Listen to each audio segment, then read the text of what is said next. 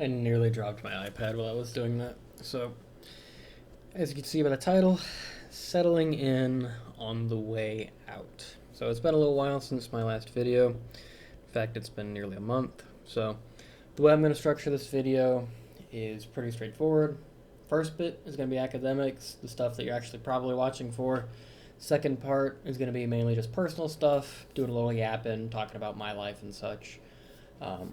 So if you're just here for the academic portion, then I'm going to go ahead and put that first, so no need to fast forward or skip. And then if you want to just hear my rambling or just kind of see more of my mentality around stuff, then go ahead and stick around for that part, okay? So let's get right into it. Webcam looks good. All right. So what has happened since our last talk? So for school, we had our mentor-mentee social, which was really cool. So in effect, what that is, basically, the upperclassmen, which I guess is technically me now, we all go and we meet our mentees at a certain restaurant, and we all just hang out and have a good time. So the whole idea is that we, the upperclassmen and the first years mingle, get to know each other, and just kind of break down some of those walls, if you would. As you can imagine, it's in a sense like high school where the classes just progressively graduate. There's not much interaction from the top down. So the entire point of the event is to foster that and to get to know your mentee. So that event went really well. That was really fun. I had a good time there. It was really hot that day. I remember that sucked, but it was good to hang out with my mentee and get to know everybody and just, get to know everybody, because we're going to pass each other in the halls a lot and already have, so it's kind of good to just at least recognize people and have more to say than just, oh, hi. So, very glad to get to go out and hang out and do that. Another thing, a few of my classmates and I were on a call with a hospital. I'm not going to say what hospital, I'm not going to give any details, but what I will say is that the hospital put out basically an open invitation, said, hey, if you want to learn more about our hospital, hop on this call, we'll talk about everything, go over what kind of cases, go over, like what hours you could be here, go over what to do if you rotate here, go over salary, go over workplace culture, go over everything. So that was really nice. That was, I'm not going to give away details, but that was in June. So that was really cool. It's always good to, well, two things. One, it's always good to hear what's out there. Sure, you can check someplace like Gaswork and get a pretty good idea, but on the same end, you don't know how long those listings have been up there, and you can't actually ask Gasworks a question. And then secondly, part of the reason I was really happy to go and attend that is because that hospital is in an area that I know I'm interested in working in. So because I know I might end up in that area, of course, I'm going to take every opportunity. Is it a place that I'm 100% certain I'm going to be working at? No. I didn't even know if I would have a rotation at that site. But still good to get out there, learn about it, get a good feel for it, and just see what they're all about. Because if I wanted to end up there, well, then now I had an in. I could say, oh yeah, I was in that call, and I, heard from, whoever, and got a good feel for you guys. I'm really excited to be here. And that kind of gives you a leg up because it's shown that, you've tracked everything and you've kept up, and that you actually give a damn is basically the best way I can word that, and the most non-eloquent way I can word that. So that was really cool. I'm trying to think if there's anything I can say that won't give it away. Yeah, it was a very enticing call. I'll say that. I was very happy to be on that call, and it's definitely somewhere I'm considering. So I'll say it like that. And it was not required that we go to that. It was just on Teams. Not required, just optional, because they don't want you to show up if you're not interested, type of thing. So the first year students had their SGA elections, so really cool to be a part of that. As you all may know, I am the SGA president for our class, so it was really nice to be able to run that and, pass the proverbial torch and get to see where I was a year ago. And it was really cool. They all had a good time with it. They were very non-competitive. There was no runoffs for anything, but hey, that means whoever wanted it actually got it, which is fantastic. I'm very happy to see that. And yeah, it's definitely interesting to look back on all of that and know that I was in their shoes, I didn't know anything, and knowing what they're going to go through in a positive way, you're knowing what they're going to get to do, is really cool. I mean, I know that there's struggle in there, but I also know that there's a lot of reward and a lot of payoff in there. So I'm really happy to be helping out with that. It was really cool. And I'll talk more about that in my personal section. We had a little mini exam season. We had like 4 exams in 4 weeks all stack up, which, I mean, at the end of the day, this is an academic program. It kind of is what it is. It's bound to happen. Oh gosh. So it was a bit of a pain when we were in it, but it also meant that once we were through that, little storm, we could have some breathing room, which has definitely been very, very nice. And it's been very good to see the other side of that. At the end of the day, I did pretty good. There was a couple exams I did worse on than my predicted score. I know why. It's just because I didn't anticipate the style of question that was asked. But I've made adjustments, and at the end of the day, I mean, I have just, let's see, I think it's just under a month left. So I'll have time to make the adjustments, but my GPA, I could check real quick and see what my grades are at, because I upload them all to a spreadsheet. I think I'm doing fine. Let me check. Let me see if I'm bad off for any of them. No, I'm in good shape. So, we're chilling. I'm not worried. So that's that. So got through that exam season. I've been a TA, which has been really cool. So if you don't know, being a TA is, if you had to rank a classroom in terms of authority, professor, TA, student. So I've always been the student, I've never been the TA, but now that I'm the one with the knowledge, I get to help pass it down. And having TAs allows for more one-on-one experience. If there's one professor for 15 students, then you're not going to be able to get that one-on-one time. But if it's one professor with 4 TAs with the same number of students, now there's a lot more of that intimate connection and being able to work through problems that that specific student has. And I have loved it. It's probably been the most rewarding thing I've done in terms of the academic side of things. It's been incredibly rewarding, and I'm really happy I've had the opportunity to do that. It's just cool, because I remember being in that position and looking up to my TAs, and it's really weird to think that a couple of them might look up to me. I don't mean that like narcissistically, I just mean they will want to be at my level. And that's just cool to me. I don't take that for granted. I feel very fortunate and blessed to be in the position that I am, and it's definitely not lost on me. So that's really cool. I'm very happy to be doing that. Our duties as a TA, I guess I should probably talk about that. Our duties are, we give the lecture beforehand. It's with a specific PowerPoint. We're given the PowerPoint, we go over it, go over talking points, fill in any information gaps, answer questions, and then we're actually present for the in-person lab. So that's actually the hands-on portion. So how do you intubate? How do you insert an LMA? How do you insert an eye gel? How do you do an oral airway, nasal airway? How do you take a blood pressure? How do you hook up the EKG leads? That kind of just very foundational stuff. We're the boots on the ground for that, if you want to word it like that. So that's our main job. What else have we done? Honestly, for better or for worse, kind of been a little, I hate to say the word boring, but it's been kind of boring. And I mean that in the best way. Oh, wait, I've skipped over something. Oh no, if you're not here, then come back, sorry.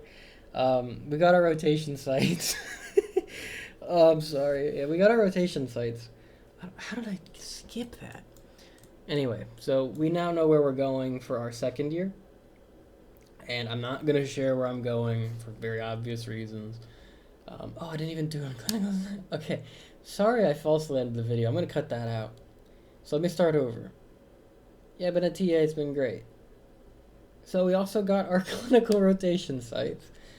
So I'm not going to give out my rotation sites for very obvious reasons, um, but I will tell you that we know where we're going for the whole year. And as kind of a treaty for not telling you where I'm going, I will give you a picture of what my schedule looks like. It will not have anything else on it. So let me write one thing down. That's going to be that. So this is how my schedule works. Everybody's is different, all right? Ooh. Boom. Right there. So as you can see, it's broken up by month. Uh-oh. September, October, I mean, you get the idea. So the way I have it written down is each color is a different hospital, right? So if we go down from, top to bottom, I've got the 1, 2, 3, 4, 5, 6. So I know of 6 places I'm going, with the last one down here being to be announced. That means I'm going to find out about it later, or if I sign somewhere, that's where I'm going to get put. So this is the broad breakdown. Some people have more sites, some people have less sites. So you can see I've got 2 1-monthers, and then everything else is 2-month stretches.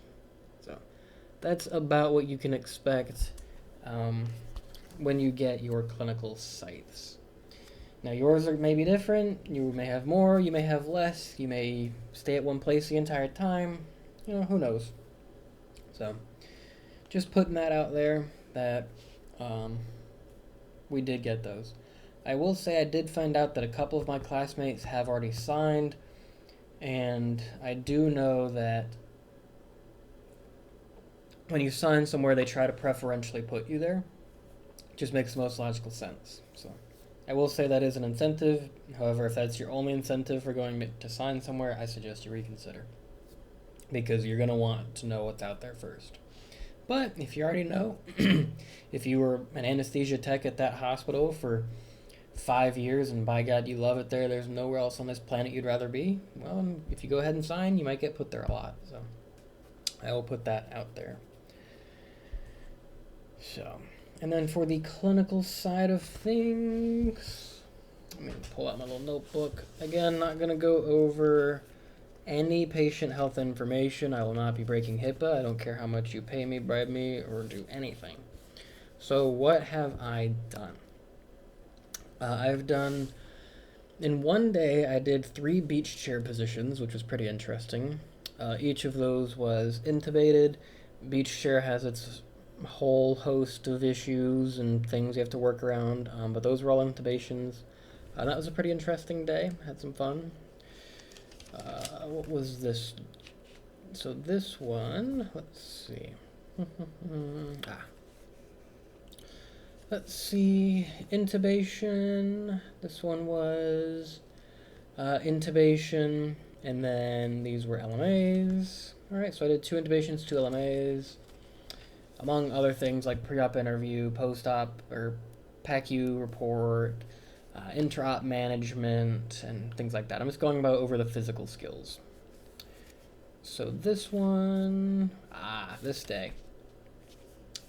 These were, I had 2 longer cases this day, and they were both intubations, and they both had their own considerations to go over and deal with, in terms of comorbidities and such, but those were pretty cool cases. Both were intubations, 2 cases for the whole day, so they were pretty long cases, I'll say that. This one, who was this? This one. This one was basically the same thing, just going over doing intubations for a long case, along with everything else that comes with that. Let's see, this one I did, this one was interesting. This day, 2 intubations, 1 extubation, watched a central line, did A-line monitoring, and then they had a really sick patient that day. That was my first time getting to watch an in-person central venous line get placed. A really interesting procedure in terms of the dexterity required. It's not super technically challenging on paper. However, this patient's anatomy led to some difficulty for the doctor who was placing it. If you know a central venous line, this won't break HIPAA. their vein and artery was stacked. Like, right, you want as much space as possible. Theirs was touching, and that presented some difficulty for this individual. And then this day was some sedation and some LMAs. So, went through that kind of quick. Again, just because I'm not going to break patient health. I'm not going to give out patient health information. I'm not going to violate HIPAA in any way. So, just want to go over that. So, yeah, got our site. Let me read your mentor mentee Grady. Yep. Okay, so if you tuned in for the academics, thank you for watching this 16 minutes-ish. I had to cut out some video. So thank you for watching. I appreciate it. If you want to watch and just hear me yap about my mentality and stuff, then go ahead and stick around. But other than that, hope you have a great day. So as for my personal stuff, talked about the mentor-mentee social. It's really interesting to... It sounds weird, but it's like when I hang out with the first year students, it's like I'm hanging out with a younger version of me.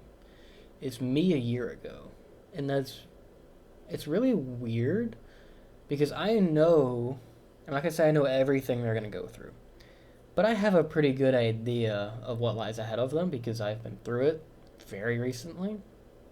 And it's really interesting to see their mentality, and I've seen some of them start to, I hate to say like, oh, I've watched them grow up, but I've seen some changes in them, and I've seen that people who came in with, a very timid mentality have started to open up, or people who have come in guns a-blazing have realized, all right, this is serious stuff, I need to, rein it in and take this seriously. It's been really cool to see that development and growth from all of them, and I think they're in a really good spot right now. From everybody that I've talked to, it seems like most people have a good understanding, and those who don't have a good understanding are taking the necessary steps to put themselves in a better position. My biggest hurdle with starting this program was I did not know what to expect. Until you sit down for one of these exams, you don't know what taking that exam is going to be like. And no amount of me sitting here and saying, oh, you need to study hard and do whatever, that doesn't help.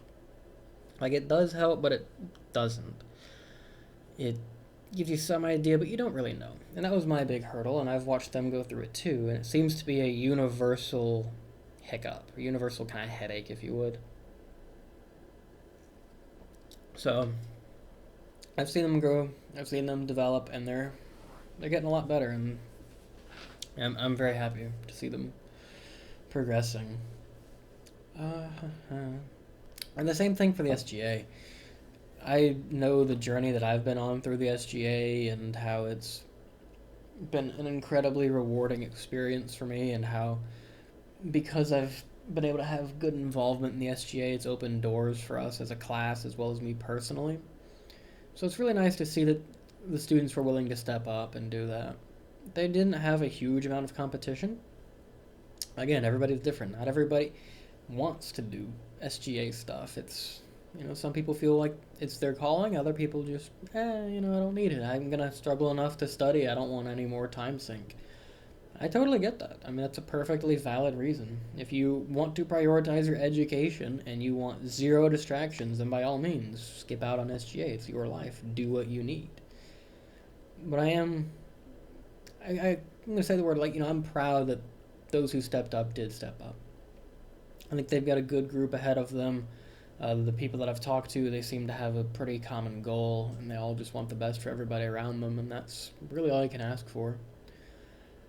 So it is kind of cool to pass the torch on that. I did have the opportunity to pick a position higher up within the larger College of Health Sciences SGA, but I chose not to fill one of those positions. I kind of want my second year to just be my chance for breathing room.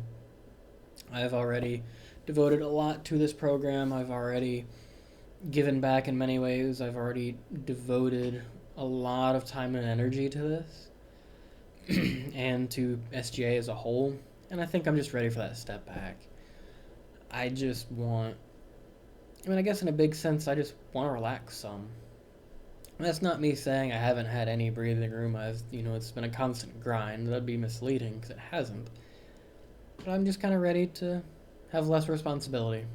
I am going to have a lot more responsibility because it is second year clinicals and a lot of rotations. They rightfully expect us to jump in full force. And with that extra responsibility, I just don't want to juggle it. I'm ready to just let someone else bear that. And just, if they want to go for it, then I'll let them go for it. I'm just going to take that back seat and not worry about it. That's my mindset for why I didn't want to keep going on them. I watched my predecessor, I watched the path he took. He's doing the same thing I did, where he was he was the former president, and then when it was, time to step down, he just stepped down. He didn't want to deal with anything extra. He just wanted to, step back. And, that's kind of the path I'm taking. So there's nothing wrong if you want to step up and go for it. It's just didn't feel right for me, so I'm just not going to do it. So yeah. What else? Already talked about that. This semester has afforded me more time to be myself. I feel like I've had more breathing room than I've ever had. I've been able to socialize. I've been able to have fun with hobbies. Like, I've built some more watches. It's been great fun. I've hung out with friends more. And I've, generally just had more free time. I mean, yes, there was that kind of sucky stretch, but on the whole, once I was past that, I feel like I've been in a pretty good spot. My academics have started to slip a little bit in the sense of I'm not making the exact grades I have been previously, but in the same sense, I can also feel that the motivation has slipped a little bit. I'm not sure why it has. I think it's just kind of senioritis and getting tired of having the foot on the gas for so long. Eventually, you're just going to take that foot off and just coast for a while. I feel like I'm kind of at that coasting point. And I've had to combat that. I'm perfectly fine. Like, I don't think I'm going to have to remediate or anything, but I've definitely noticed a step down in terms of my motivation. And part of that I feel like is a little bit of burnout. Just getting tired of doing academics and clinicals. I'm kind of ready to just go back to one or the other. I don't really like the split time. It's just kind of been a headache. It's been a pain, but it's been a good grind.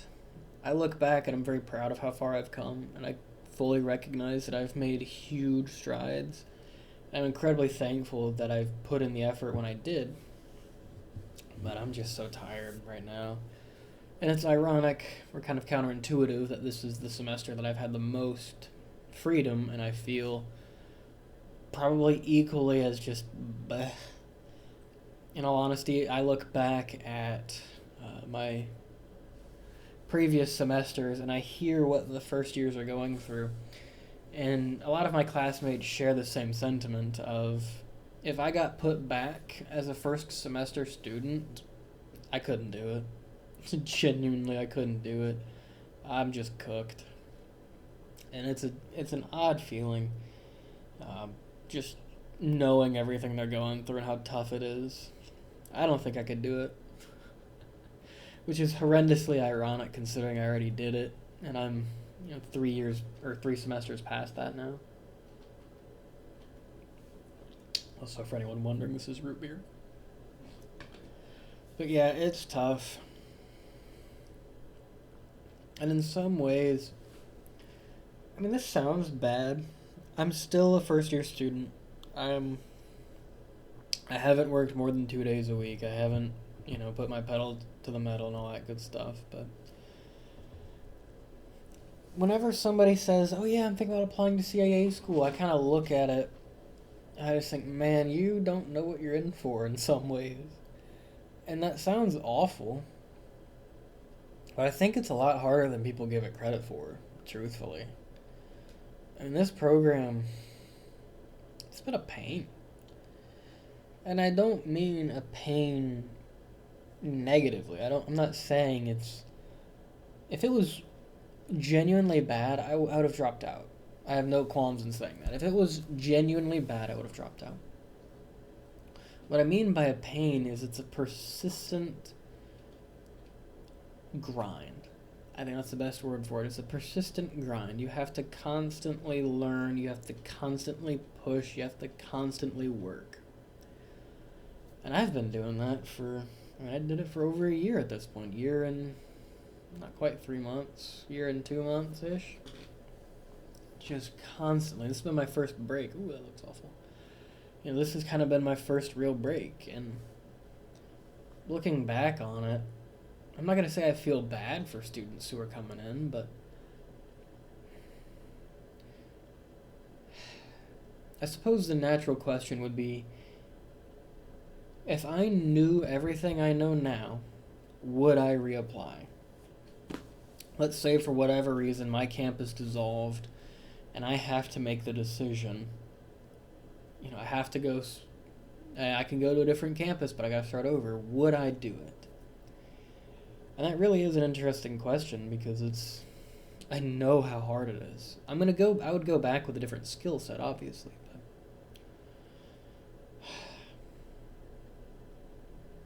it's kind of a loaded question because I haven't seen the greener pastures yet. I haven't seen the fruits of my labor. I have seen it pay off clinically, but I haven't reached the level that I'd be happy with. So would I do it again? I would. It's just tough. I feel like there's kind of a misconception that, oh, you go to CAA school if you want it easy. Oh, it's the easier route. But it's really not easy. And I've never been to med school. I've never been to DO school. I've never been to nursing school. I've never been to CRNA school. I've never done any of that. Okay? I want to make that clear. I'm a biomedical sciences undergrad major from a well-respected university.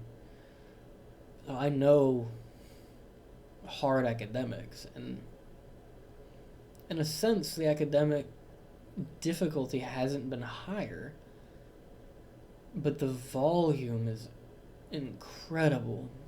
The amount we have to learn it feels insurmountable, truthfully.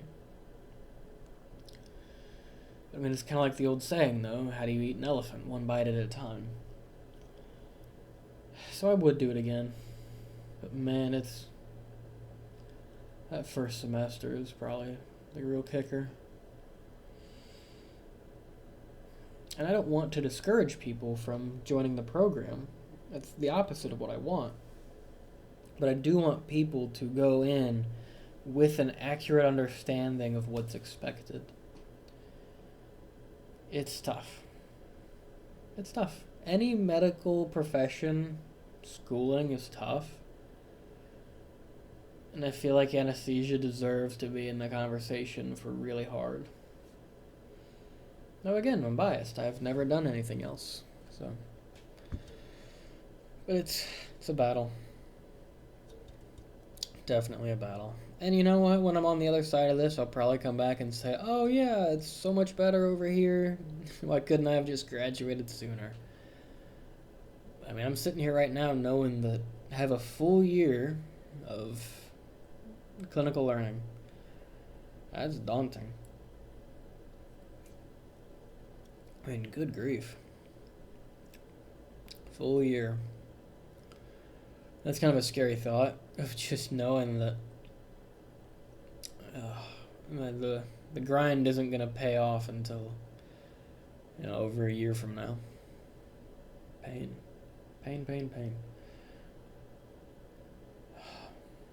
But I feel like I'm through the real sucky part.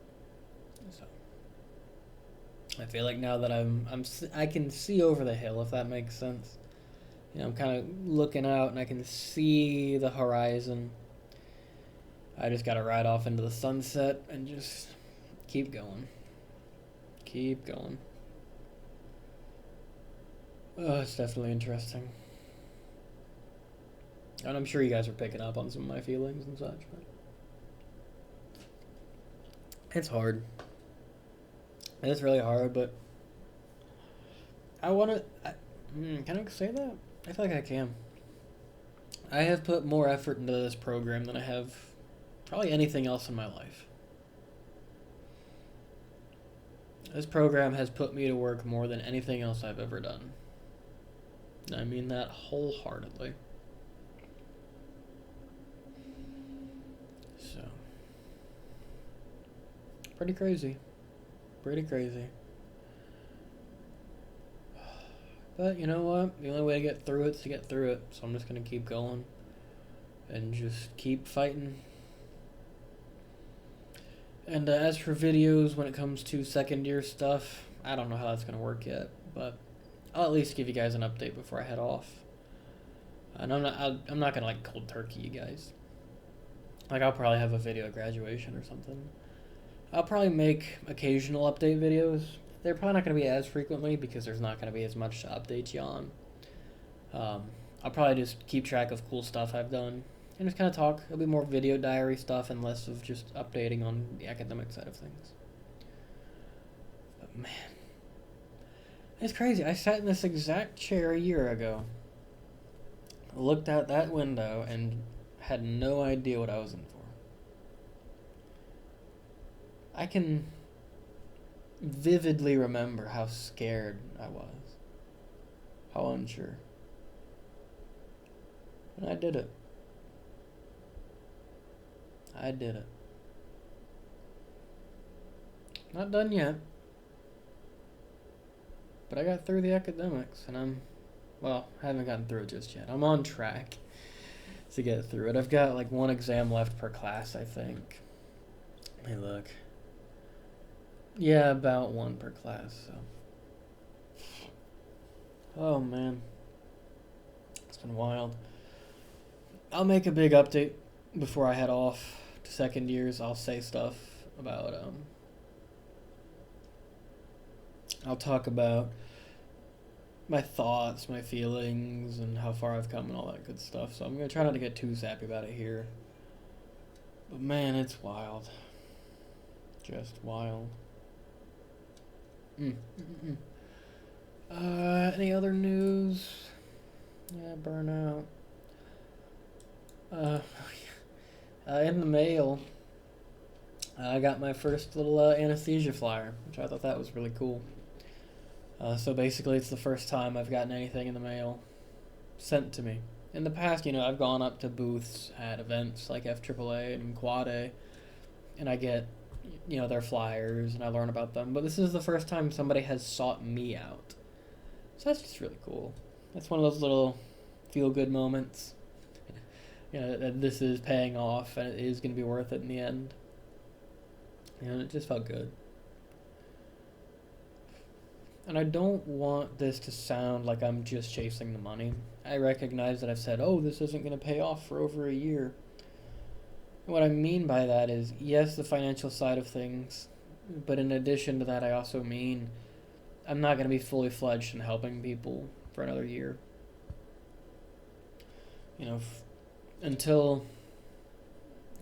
It's not until next year in October, once I get credentialed and everything, that I will actually be making a difference. Because at this stage, in my second year, and my second year rotations, I'm still going to be supervised one-on-one.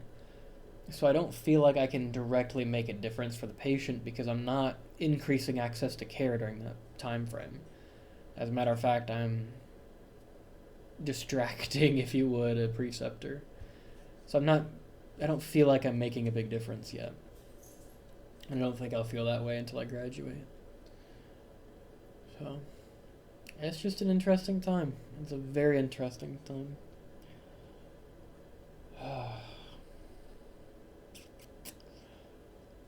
I think I'll go ahead and end this video here.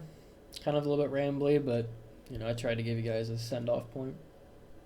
So, if you have any questions for me, please continue to feel free to reach out to me. Please write in a comment if there's any topic or anything you want me to discuss in my end of fourth semester video. because I'm definitely going to make one, and I'm going to have a big moment of, you know, look how far I've come. So definitely leave any questions you want answered, any ideas for that, and I'll be sure to answer them. But you know, if you want me to like revisit something, just let me know. I'm gonna try to think of something in the meantime, but please let me know. And with that, I think I'll go ahead and end this video here. A lot of rambling, and I gotta go cut out. I had a blooper earlier I cut out of the video. I accidentally said, alright, go ahead and sign off, but then I realized I didn't cover some important stuff. So anyway, with that, I'll go ahead and end this video here. If you have any questions, feel free to write them in the comments. If you have any suggestions, go ahead and write those in the comments as well. You can reach out to me on Instagram at my CAA Journey. And yeah, I hope you have a fantastic day, and I hope I haven't discouraged you at all from pursuing your passion if this is your passion. I hope I've just given you a realistic glimpse into what the life has been like for me the past, you know, year and a few months. So it's been an adventure. Job's not done, gotta get there. So alright. Have a good one, guys. Bye now.